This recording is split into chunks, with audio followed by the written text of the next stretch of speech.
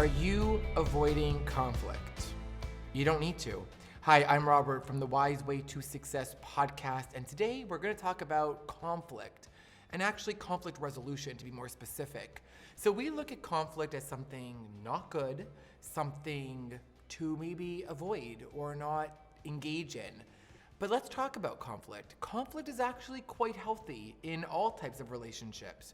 We are all entitled to our own opinion. Just because I don't agree with you doesn't mean it's wrong. So we have to be able to get more comfortable with conflict, not avoid. So those who know me know one of my specialties is anxiety, and what's the best friend of anxiety? Avoidance. So what do? We avoid things that make us uncomfortable. I don't want to have a conflict, so I'll avoid it. Yes, because that's going to really get rid of the conflict. You just avoided a problem. No. So we're not going to avoid conflict. We are actually going to learn how to have healthy conflict. So let's talk about conflict. Conflict is basically confliction, right? I have an idea, you have an idea, they're different ideas, and we're kind of conflicting. Okay, no problem. What we need to do is first understand the other person's perspective. So I would like you to listen to the other person. You might not agree with them, you might not believe what they have to say to be true, but at least understand what they are saying. Listen to hear them. Do not listen to rebuttal, but listen to actually understand them. That's the first thing you need to do.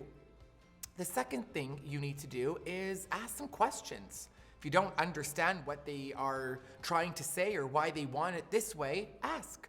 Joe, I'm curious. What about this makes this important to you? What about this is making you triggered or upset about the situation?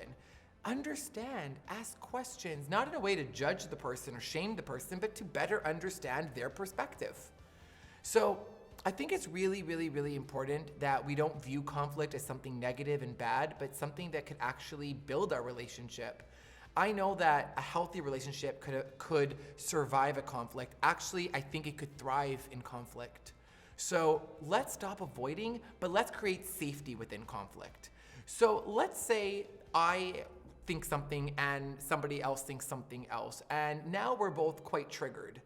Rather than to continue to engage in the conflict, I would suggest taking a pause. I don't think there's anything wrong with saying, you know what, I'm triggered a little bit, or you're triggered, or we're both triggered. Let's take a pause, maybe 5 minutes, 10 minutes, and we'll come back when we're both calmer. I don't think it's gonna be helpful to engage in conflict when you're both triggered, because when you're both triggered, you're both emotional. When you're emotional, most likely you're illogical. So it's not the best time to try to have a healthy conflict conversation. So it's okay to take a pause as long as you come back and resolve. Really important that we try to make people feel understood during conflict, not try to shame them or blame them or say, you know what, Joe? You know what, Susie? You made me feel like this. Let's take away the word you. You can make the person feel very attacked. You, Susie, are the reason that I'm having a bad day. Instead saying, you know, Susie, when you say something like that, I feel like this. Not you made me feel like this. So we have to be mindful, especially when we're in a conflictual type of relationship at that point, to be mindful of the words you're using, not confrontational words. So I'm going to tell you one softener is curious. The word I'm curious. Tony, I'm curious. What do you mean by that?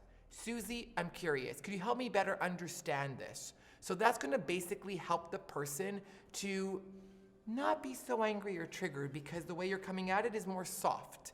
Like I said before, another great way to avoid real confrontational behavior is not to attack by saying, you made me feel like this, but keep it about yourself.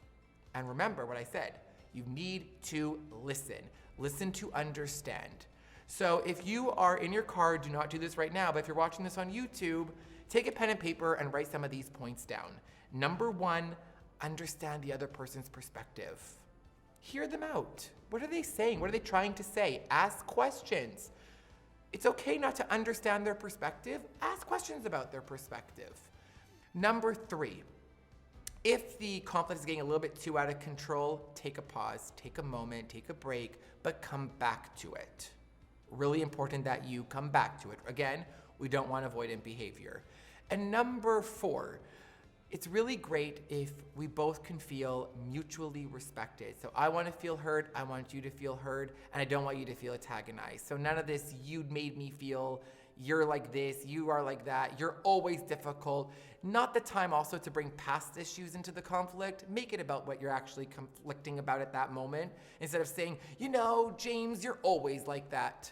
Oh, you know what, Susie, just last week you did the same thing. Let's keep it to the conflict at hand. So I hope this helps you. Let's resolve conflict. Let's turn conflict into something that builds us to be stronger, not tears us apart. So if this video could help a friend or if it helps you, please make sure to subscribe to the channel, give it a thumbs up, and let's help people live their best life. So I want to thank you for tuning in to The Wise Way to Success, and I want to wish you a really wise day. Even if there's conflict, it could still be a great day. Have a good one.